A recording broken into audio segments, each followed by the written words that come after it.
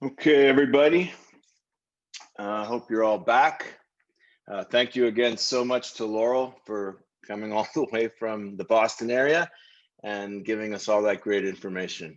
And I'll make another plug for next weekend when Laurel's going to do the reports presentation, which will be fantastic. So thanks again, Laurel.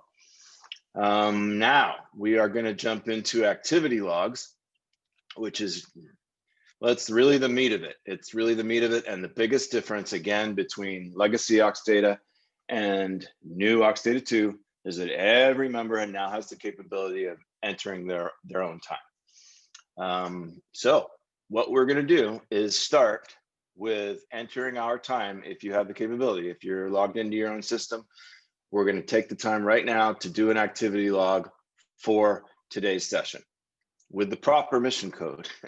As per Laurel's instruction.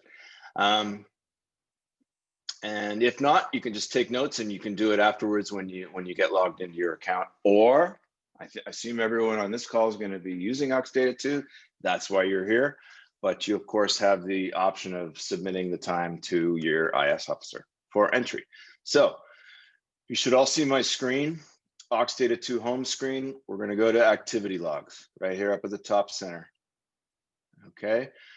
List view, I'm going to go through another list view after we do the first activity log entry. But just like all the other menu tabs, you can create your own custom list.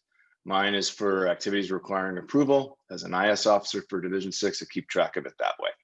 But for everybody, whether you're IS or not, when you enter a new activity, you'll start with the activity logs tab, and then you'll select new right over here in the upper right, new. Okay, select a record type is your first option. 99 or at least 95% of the time, it's going to be unit individual for all the missions that we're going to be entering ourselves into AUXDATA 2. The reason for that is aircraft, boat, and radio. You can ignore Dirox task capture. That's a DAA function. You won't see that. But for aircraft, boat, and radio, almost all the time you'll be entering activities directly this way into AUXDATA 2. Aircraft, boat, and radio will be via the patrol order side. We're going to cover that next weekend. So the whole new AOM, the whole new patrol order request, get approved, complete the patrol, and then fill out your activities for the patrol. That'll be covered next weekend. What we're going to cover right now is unit individual entering almost all those missions, the ability to enter almost all those missions that Laurel went through, okay? So you click next. Now we get what you could essentially call an e-form or an electronic form that we're gonna fill out. And you can see what's highlighted or what has a red asterisk next to it is the mission code. That's critical, obviously, and it's gonna determine what else we fill out on this form. There has been confusion over the months since we've switched from legacy to new AUXDATA about the forms and the form numbers. Like, you know, are we supposed to use the new 7046 or the new 7038? The legacy forms are what they were, and they're still there if you need to use them. We don't use numbers, so to speak, with these new activity logs reported via this e-form. Every single mission code that you could go through, which may or may not have had a specific form number associated with it, you can ignore the number. It's all right here. This is it. This is how you start it. They've made it easier from when we first started because for Opcon and unit in particular, both of these fields now here on the upper left default to your home unit and the district Opcon. Laurel talked about Opcon quite a bit, and it is very important.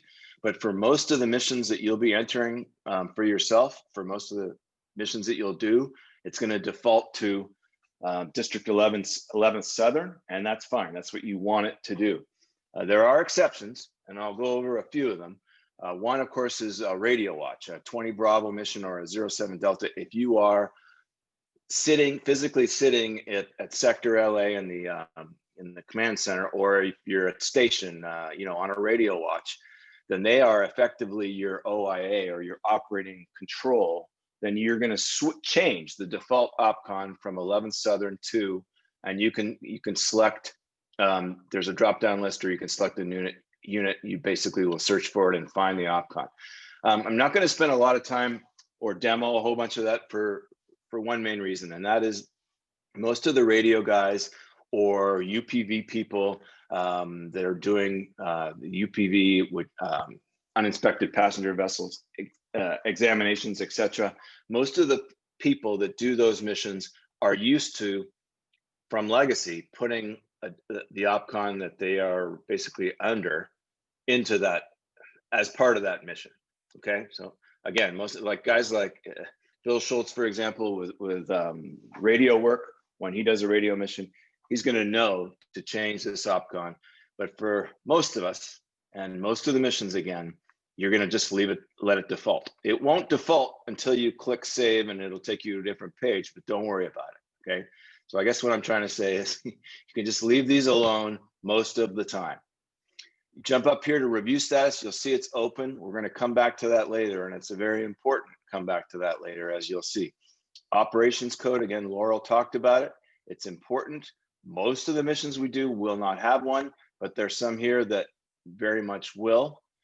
Aux clergy, musician activities, coastie when we get going on stuff like that again, etc. You'll select it, but for most of the missions, you won't. You just leave it at none. The mission code, you have to select. They've organized this because most of our missions are the 99s. So they put that right up in front, so we don't have to scroll all the way down to the end. But the rest of them are in numerical order, just like on the instructions for the 7030. Okay. So for today, if you'd been paying attention, we're going to be doing 99 Delta for training support for all of you. As an instructor, I'm going to be doing 06 Bravo, but for all you guys, you're going to be doing 99 Delta. So I'm going to follow along with you. 99 Delta, okay? Activity code, it's a little bit of a gotcha that they just introduced recently in the last couple of weeks. They put activity code here. In Legacy, it used to automatically populate, and as an IS officer, you'd almost never touch it. Any of these little I buttons, by the way, means information, and if you hover your mouse right over I, it'll tell you information about that specific field. This code is automatically populated based off the activity record. Okay, the gotcha though is it will take an entry, even one that shouldn't be there. So the warning is, until they kind of deactivate this or make it not editable, please leave it alone, okay? You're gonna go down to mission start time. So for general 7029/99 missions, mission start time is not necessarily critical as far as the time's concerned. And each district or division may have, each IS officer may have their own kind of philosophy on how they like to see 7029 time reported, whether it be a summary at the end of the month or kind of as you go, one activity log per event. Personally, I do kind of a combination now. For example, this training today, 3.5, 4 hours, whatever it's going to end up being, I'm going to go ahead and make a specific entry for that and submit it for approval. And I encourage you all to do the same. However, for keeping track of, for example, flotilla commanders or any elected office or anyone that's doing a lot of activities throughout the month, it's perfectly fine to summarize your time at the end of the month and put, for example, mission start time. Let's just start with that. We'll go mission start time of today. All right. And again, the start time is not critical, but for the sake of accuracy, we'll say we started at 8:30. And the duration, let's just say 4 hours. Okay. And it is in hours, and the little information box will pop up and tell you it'll go down to tenths and hundredths of an hour too. So, but if you just put 4 and hit tab, it's 4.00. Now the next field to fill in is important. It's not absolutely required, although it's absolutely recommended and very useful for not just IS officers, but yourself. So what we want to see here is some kind of description that matches what you did. And the reason for that is we want to check that, for example, 99D training, I'm going to put AD2 training. Okay, now the FSOIS, when he or she reviews the record later on, or the SO or above later on, they're going to look at the mission code. They're going to look at the time, make sure it kind of makes sense based on what the summary of activities are. So again, here, if you're, let's say, a flotilla commander and you did 50.5 hours in the month of November, you would have a mission code of 99 alpha for your elected office or your job. You could, most people will put either the 30 November for the end of the month, and then their 50.5 hours or whatever it is. Then that's, again, is where summary of activities becomes very important, because if you put 50 hours or 60 hours or whatever and just put, FC duties, the IS officer or whoever's reviewing the activity log may have a question as, well, did he really mean 5 hours or did he really mean, he or she mean 50 hours? Okay, so if you put FC duties, November, summary, something like that, it'll be very clear. Okay, that's it for a 99 Delta on this page. That's it. What we're going to come back to later is a couple of other mission codes where the rest of the form needs what they call, again, accomplishments or more details filled in. And this is very recent, just as of Thursday. If you had, for example, a 91A for a vessel safety check as your mission code, and I put in a start time and a duration, and I click save, it's gonna give me an error message. There's a validation built in that, hey, you need to actually fill out some vessel exam details. Okay, I'm not sure. I have to be careful when we fill these out, because as those that did vessel safety exams in the past remember, probably on the old e-forms, there were validations built in. For example, you could not give yourself 3 exams passed if you only gave 2 total exams.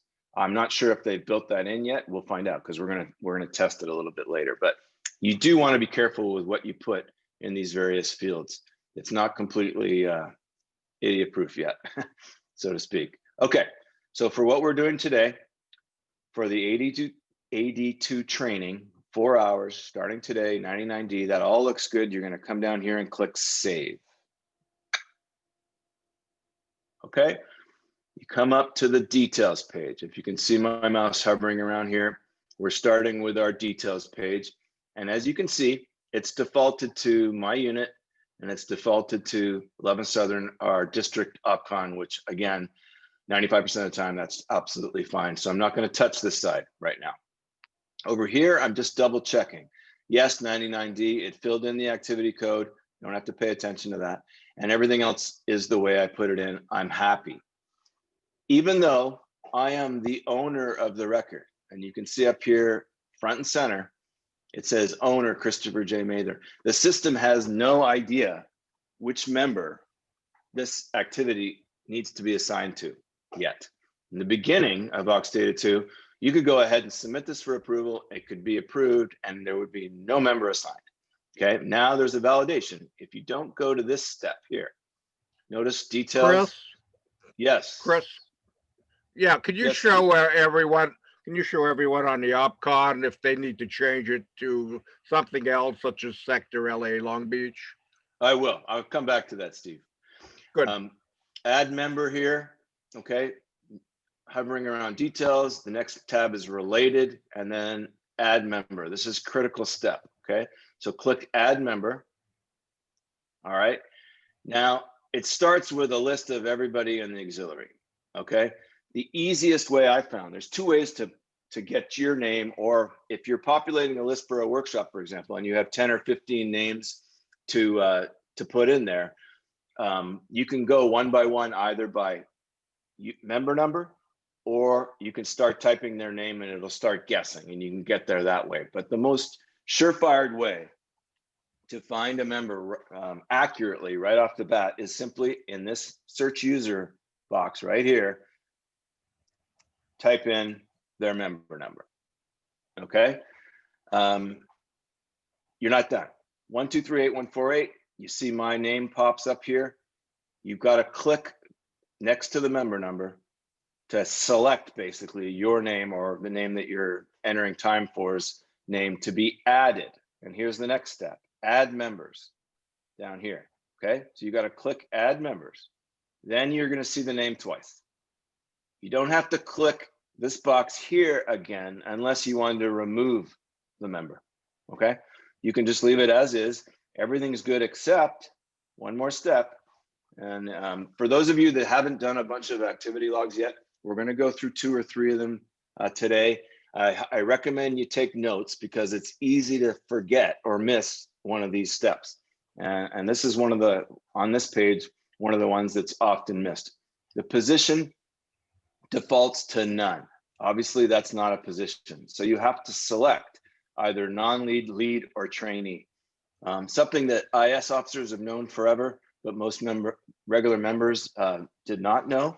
But every single 99 mission you do, whether you're just a trainee in a class like today, or whether you're instructing a class or a lead of a mission, you are the lead. Let me say that again. For any 7029 mission with a 99 code, so 99 A, B, C, D, or E, any of them, everyone is always the lead. There are no exceptions to that. Okay. Once you've got that right, you've got the name that you want, you've got the position you want. The final step on this page is to update activity members. And if you did it all right, you'll see a nice save was successful green banner at the top. That's good. We're not going to go into some of these other tabs right now. In fact, I'm probably not going to go into them at all today. We'll do a little bit with IS, more IS specific for entering tasks and part of the approval process next weekend. You know, we'll brush up on activity logs and get a little bit into that. But for today, I want to keep it simple. I want to keep it simple and straightforward. You're just trying to enter your time for the mission that you did. So we've got, as far as the details are filled out, we've added the member, in this case ourselves. Now we've got it. It's not going to go anywhere though. Notice the review status is open at the top. And if you just click out of here now and go have lunch, it's going to stay open. It's going to stay open basically forever, or until your sharp IS officer, your FSOIS, is going to call you up and go, hey, did you really mean to leave that open, you know, for the last 2 weeks? What you have to do to submit for approval was the old terminology, and they used to have a button for it, but now we have to go back to the details page. Okay. Review status up here, which says open, is editable field. So you have the little pencil to edit it.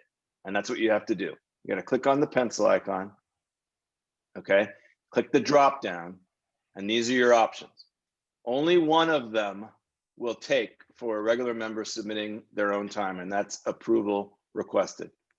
But it's an essential step. Okay. Approval requested, review status, approval requested, and then you click save. Now, the FSOIS, in his inbox, he's going to get an email, he or she, and it's going to show up in their custom list view if they have one, and they all should. And they can then look at this, review it, and if they have activity approver status, they can approve it. So that's how the process works for entering an activity log, and it does not matter what mission it is. That's the critical part. Other than on the details page, for different missions, you may have more information to fill out, okay? But the basics are the same for every single mission code. You may notice the first one here on additional information to fill out, non-reimbursed mileage and expenses.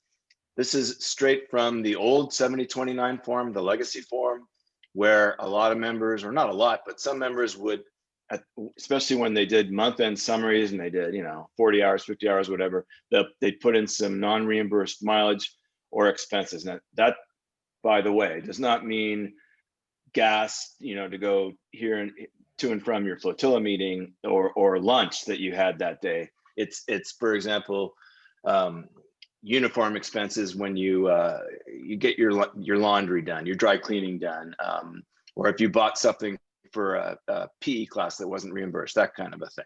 Okay. I'll pause right there because this is important. This is one of the most important parts of the whole session, is how to enter time should you choose to do so. So moderators, if you can jump in, and I can try and answer any questions specifically.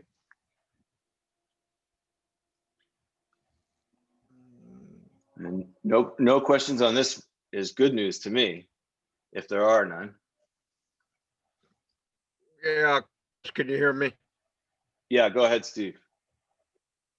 Yeah, I might have missed it, lost my connection for a second. Did you change to, say, a sector, LA Long Beach, for everyone? Yeah, I'm going to do it on another mission. I'm going to do it on another mission, an example where we actually work. Oh, okay. Okay. Chris, Okay. this is Laurel. Yes, Laurel.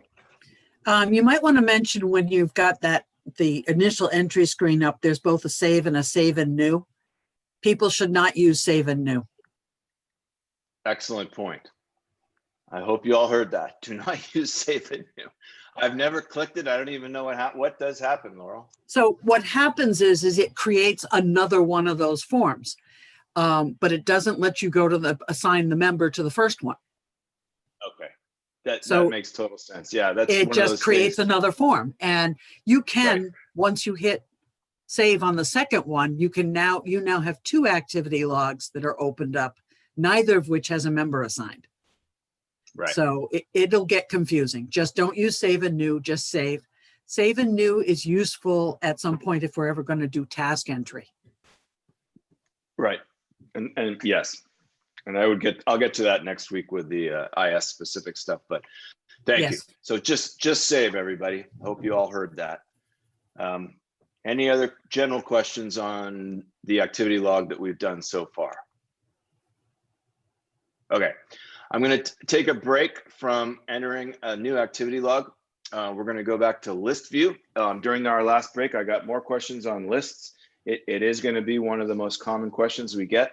And again, if you know how to do a list in any specific object, you should be able to figure it out at least in the next. But I'm going to go ahead and this will be something that all the IS officers should do, okay, if they haven't done already. For the rest of you, you may not have any need or interest in creating a custom list view for activity logs. You're gonna, in member activities, which I'll touch at the end, you'll be able to see all your own member activities. So there's no real need to make an activity log list unless you'd like to.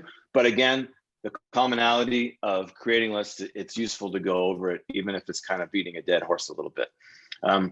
What's the first step? We always have to start with one of the general views, okay? So I'm gonna use there's also, since this is sort of an IS specific thing, I'll use one of the smaller lists if it works. Activities requiring FOIS approval general. Yes, okay.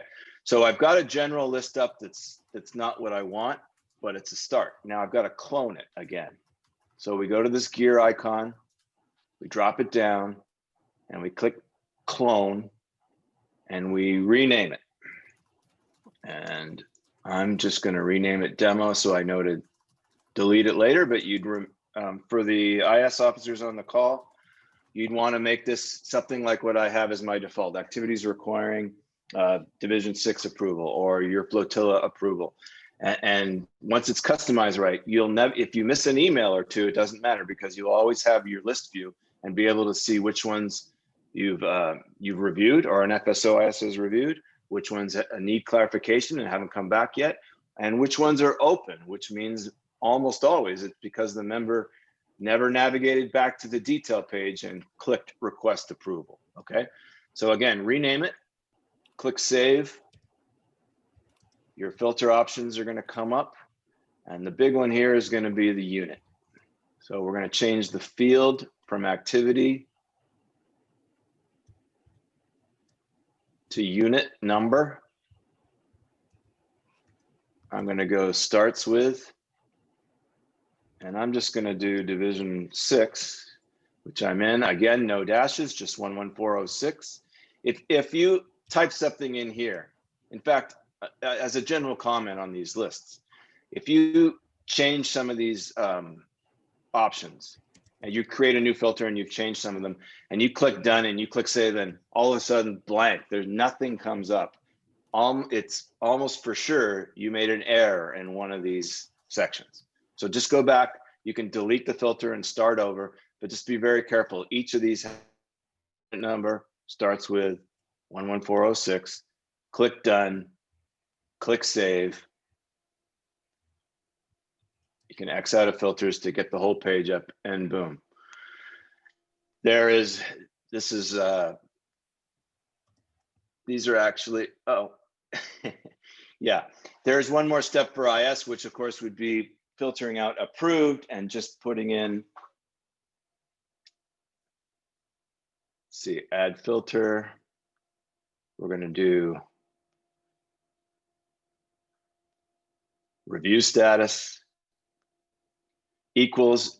This is kind of nice when you have a field that enables multiple selections, equals, and then when you click in value, it gives you all the options and you can click multiple all at once. So in this case, I'm not interested in all the approved activity logs going back to 2000 whatever. I want to know approval requested. I want to know needs clarification.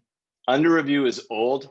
I'm not even going to select that now. That was before the older terminology in AUXDATA 2. Okay, so approval requested needs clarification. Done, save. Okay, there we go. And there's some more things that I'm going to do. There are more that I would do if it was strictly IS, like putting a column in for the FSOIS reviewed box and stuff. But I've been through this with all the IS officers, and I don't need to take everybody else's time with that stuff. I just wanted to go over, again, creating a custom list view because it's so important, and it's one of the main keys to the kingdom for AUXDATA 2. Okay, I'll go back to my default list, and you can see there I do have the FSOIS reviewed box and summary of activities. This is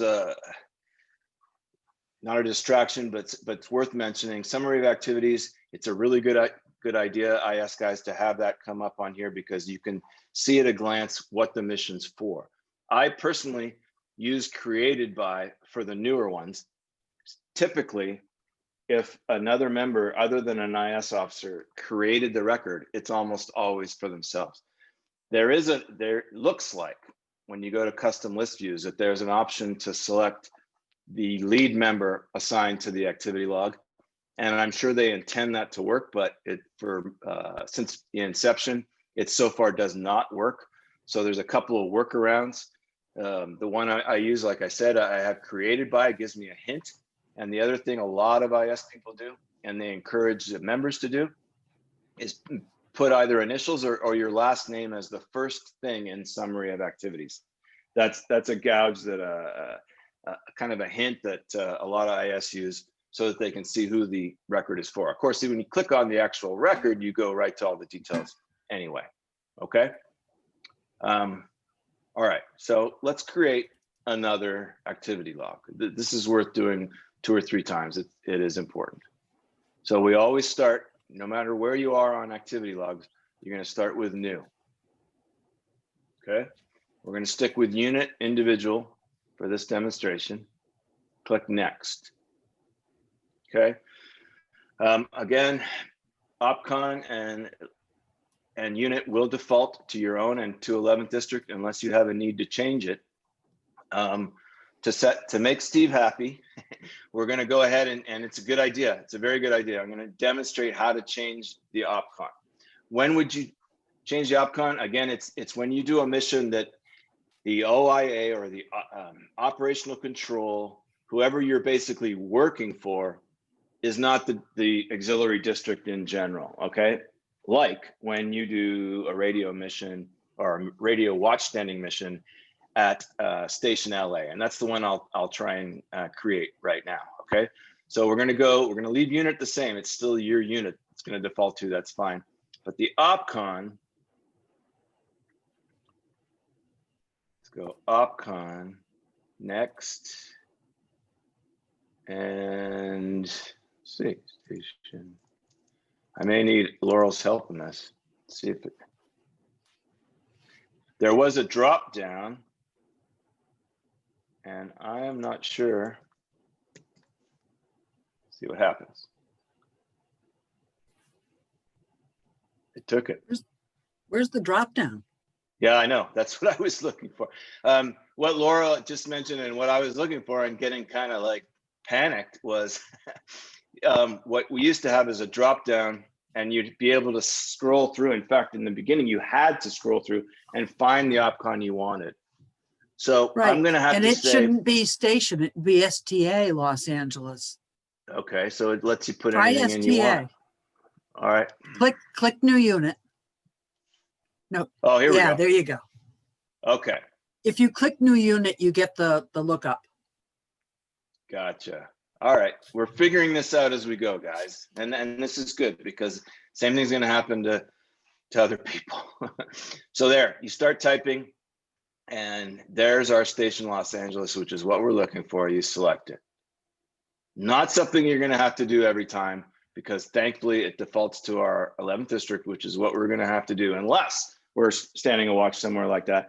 Or the sector Los Angeles opcon will be used again by UPV or the MS missions. I believe almost all, if not all, the marine safety missions are under the sector, whatever sector you're in. In our case, sector LA, LB, or sector San Diego opcon. Okay. So there's an example of when you would actually change it. We're going to go over here to mission code, and to match that up, I'm going to do 20 Bravo. Okay, radio watch ops support, leave activity code alone. And let's just say we did it today, or let's say we did it on Thursday and we started at whatever, 1 o'clock, and we did 6 hours, 6.5 hours, let's just say. And then in the summary, always want to put a summary. Watch standing station LA, okay? And then I'm not going to save it because I'm in production here and I could go back and delete it and everything, but I think you guys are getting you should be able to get the gist of it. For changing opcon and you have a mission code that it's appropriate for, and your summary of activities, everything else the same, save. You're going to go back to the next page, of course, which would be assigning yourself as a member for the mission. I'm going to cancel out of this, answer any questions that are burning right now, but we're going to go right into another one if there aren't. Okay. And the next demo is going to be vessel safety check, something that a lot of people do. Okay. Again, unit/individual, perfectly fine. That's what we want. Click next. Okay. Unit, you're going to leave it alone. Opcon, you're going to leave it alone. In this case, 11th district's what we want. Operations code, no, there's no special operations code for a vessel safety check. Mission code, yes. Scroll down to 91s, the 91s. Let's just say it's just a regular old vessel safety check, 91 alpha. Okay, boom, 91 alpha. When did we do it? I did it on Wednesday. I did it at 11 o'clock and it took me an hour. Okay, summary of activities. For those of you VEs that have done a lot of VEs, it depends on who your DSO VE is or SOVE or whatever the protocol is in your area for vessel exams, but this is effectively now your 7038. So whatever information you were told to or asked to populate in the remarks section of a 7038, this is where you do it in summary of activities. I think I counted one day and there's 150 characters. So you can't write a book here, but you can certainly put a CF number, you know, and maybe the marina where you did it and any other information that'll fit in 150 characters. Very similar again to what you would have done on a 7038 before. Okay. Now, if I go ahead and click save, because it's a 91A, as of Thursday, it shouldn't let me. Yep. And it tells me right away, review the errors on this page. Please fill in all the vessel exam detail fields. Okay, I'll do that. So let's say I gave 2 exams. Let's say one was first time, only one passed, and there were no high focus. Now it should let me save it. And it did. Okay. So again, it'll jump to the details page once you pass that test. It's populated Dana Point as your home flotilla. By the way, you would edit this in the same way as you edited Opcon, as we demonstrated editing Opcon, if you were entering time for somebody in another flotilla. And that would be typically an SOIS, who were maybe a flotilla doesn't have an FSOIS, and so they're entering time for somebody in another flotilla. You would want to change the unit to the member's flotilla, not your own. Okay, that is an example of when you would change it. Okay, everything else is like we just entered it, and it all looks fine. So what's the next step? Jump over related and go to add member, because again, even though I'm the owner of the activity, or let me rephrase that, I'm the owner of the record because I created it, I am not the member assigned. Nobody's assigned yet. So I'm going to add member. I'm going to go ahead and put my number in again. Put a check mark in the box and add members. You got to add members. If you just try and update it right now, it won't take anything. So add members, and you're going to have to change your position. The validations are built into this, I believe, for almost all the qualifications. So if I was not a qualified VE and I tried to put lead, it's going to give me an error message, in which case it'll only let you do trainee. Okay. In this case, I am a lead. It should take it. So again, my name's there. The position has been changed. I like it. I'm going to update activity members. Save was successful. That's good. What do I have to do next? Because it still says review status is open. I got to jump back to the details page. I've got to edit the review status, or it'll just stay open forever. So you click the little pencil icon to edit it. And I would click approval requested. Okay. And I would click save. Now, this record is sitting in my own inbox as FSOIS for my flotilla, and I would kick this one back, actually. And the way you do that, I'll just demo this really quickly. An IS officer, if they don't like something on it, you know, they're going to check the details. They're going to check who did this, and they're going to, okay, Chris Mather did it. Back to details, and I'm going to go needs clarification. And it's going to make the IS officer put in some comments and are in COVID.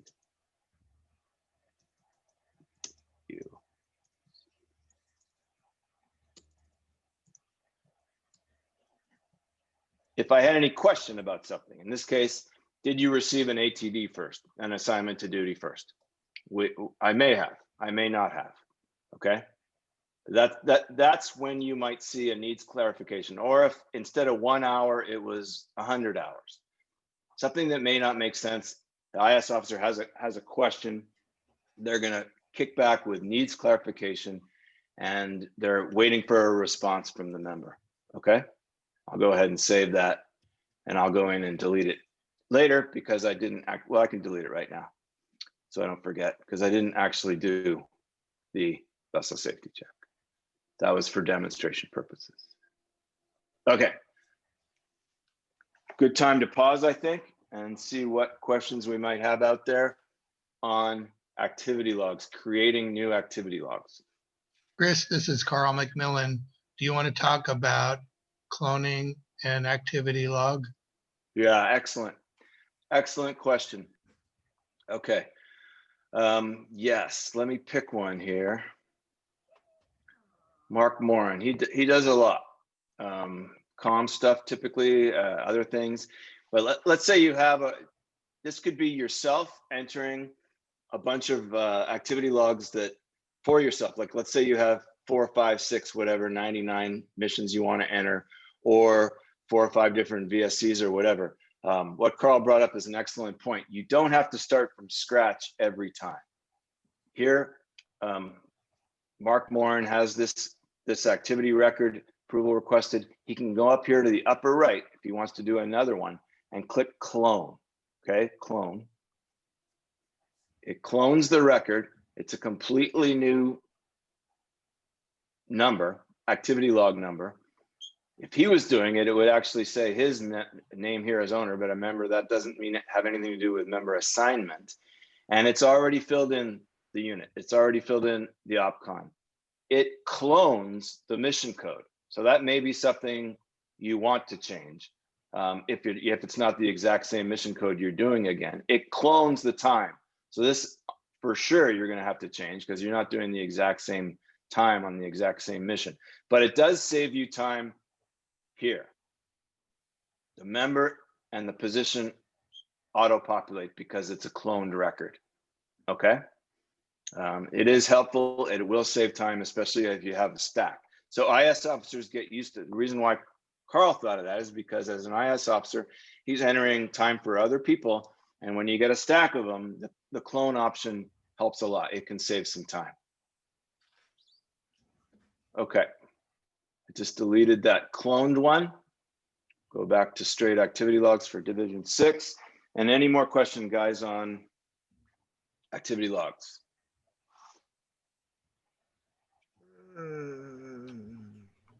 Sounds like Steve's thinking of one. Chris, I'm thinking of one that's come up a couple times in these trainings I've attended, and this is Laurel.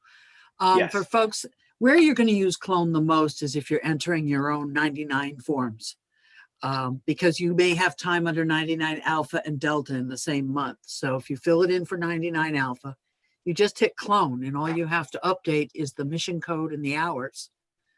Right. And the member is transferred over, everything transfers over, and it's easy and makes entering those very simple. But remember, when you're entering the 99 hours, you're not entering every line of a 7029. You're entering the totals at the bottom.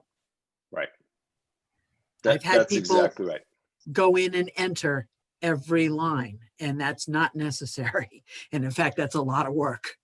Yeah, it's not necessary. And really what most people, when they filled out the old legacy 7029s, and you would have 1 through 30 or 31 for the days of the month, and people would fill out all the line items and then they submit that to the IS officer. What regular members didn't realize is the IS officer didn't take that 7029 and transpose all those line items into AUXDATA. It didn't happen. We took the summaries for 99A, 12.5 hours. That summary goes in. The B, C, D, E, whatever you had on 7029 at the bottom, totals for each mission code went in, not the line items. So Laurel's exactly right. We don't need to see or want to see the line items for each thing if you're doing a summary. Now that's not to say if you want to keep track of your 99 time by kind of making an activity log as you go. You attend a flotilla meeting. You put in 2 hours for 99A or 99E and you submit it, that's fine. That's fine too. You don't have to do a summary at the end of the month either. Okay.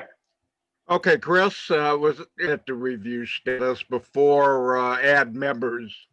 I remember I did that and got into a little, I don't remember what it was.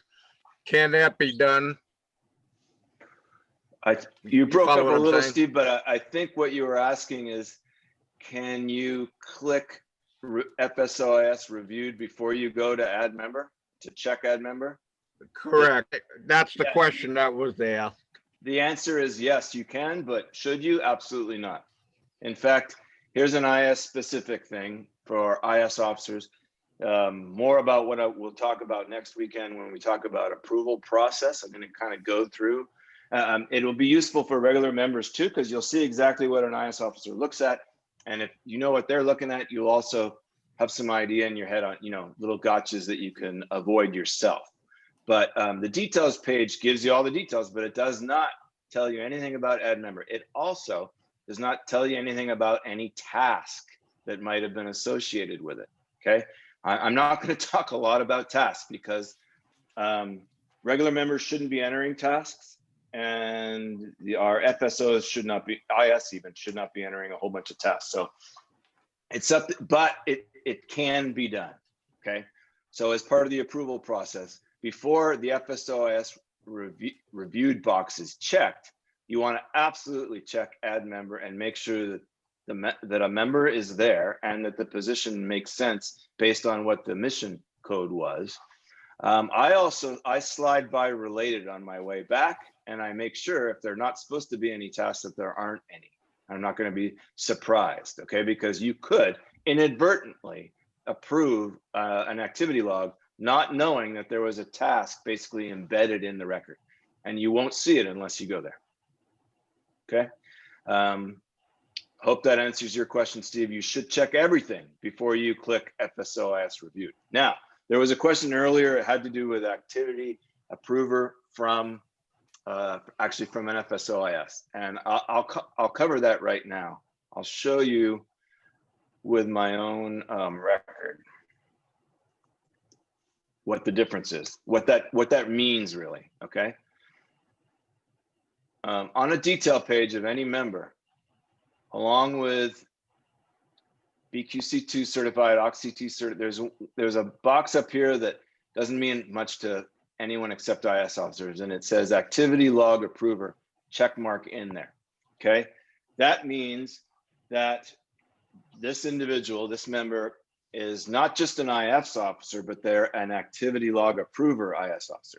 Generally speaking, to be an none of our FSOISs are, unless they're also an SOIS. To become an activity log approver in our district, now this is a district by district policy, FSOISs can be, but generally speaking, an FSOIS or anyone that's going to be an activity log approver has to have been to the actual AUX10 class first. That's the way we got the keys to legacy AUXDATA. Then we had to do a bunch of on-the-job training, get certified. Okay, now you can actually make entries in AUXDATA. Now it's a little different, but you have to go to a real class like Laura would give, AUXDATA 10, step 1, and then you get up to where the DIROCs and the DSOIS are confident that, because once it's approved, you know, it's gone. I mean, it's in the system. It needs to be done correctly. Let's just put it that way. So that's why the activity log approvers are few and far between, at least in our district. Just the SOs are, other than a DAA or 2. Okay. I think that answers that question. I think. Chris, I More. would offer also, there's a policy that was released last July 2019 that describes how to get that approver status.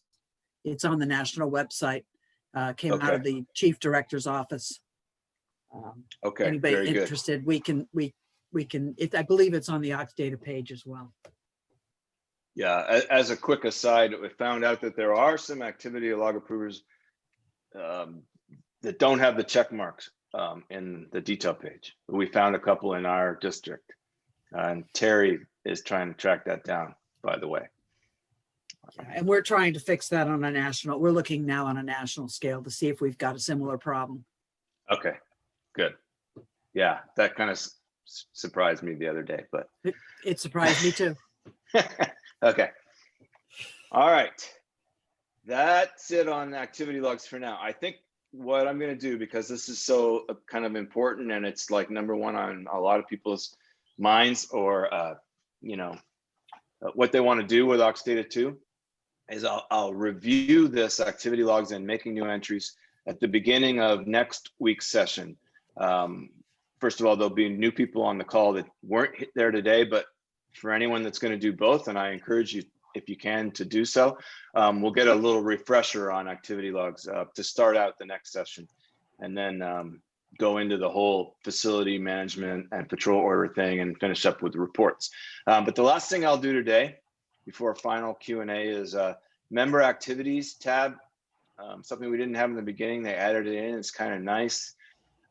I've filtered it for my own activities. And basically, you can see at a glance here Again, these are sortable. I've got it sorted by mission date. Okay, so yeah, I can see what mission codes, what durations I've done, and you can change these fields around to customize what you want to see.